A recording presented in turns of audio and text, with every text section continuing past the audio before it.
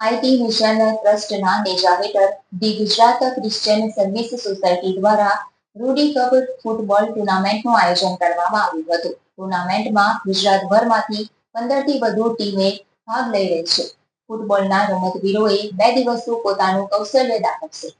The Gujarat special service society દ્વારા રૂડી cup football ટૂર્નામેન્ટનું આયોજન તારીખ 25 અને 26 જાન્યુઆરી સુધી આધ્યાત્મિક જીવન કેન્દ્ર ખાતે કરવામાં આવ્યું છે. આ ટૂર્નામેન્ટમાં ગુજરાતભરમાંથી 15થી વધુ ટીમ આવી છે. ગુજરાતના જુદા જુદા શહેર જેવા કે અમદાવાદ, આણંદ, રાજકોટ, દાહોદ, સુરત, ભરૂચ વગેરેમાંથી ફૂટબોલના રમતવીરોએ 2 દિવસ પોતાનું કૌશલ્ય બતાવવાના છે. આ રમતવીરોને પ્રોત્સાહિત કરવા સંસ્થાના પ્રમુખ રાઇટ રેવ વિનોદકુમાર માલવિયા, ઉપપ્રમુખ Johnson Thakkar, secretary Wallace Christian તથા સંસ્થાના આગેવાનો ઉપસ્થિત રહ્યા હતા. આ ટૂર્નામેન્ટમાં વિજેતા ટીમને ટ્રોફી તથા પ્રત્યેક રમતવીરને મેડલ એનાયત કરવામાં આવનાર છે, જેનું શુભારંભ આજે ઉપસ્થિત મહેમાનોના હસ્તે કરવામાં આવ્યું હતું. મારું નામ વિનોદકુમાર માલવિયા છે.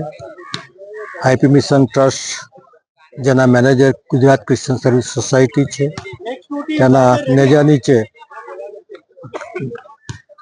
ક્રિશ્ચિયન ફૂટબોલ ટુર્નામેન્ટનું આયોજન કરવામાં આવ્યું છે. હાલમાં 15 ટીમો આમાં સહભાગી છે અને જે ટ્રોફી આપવાનો છે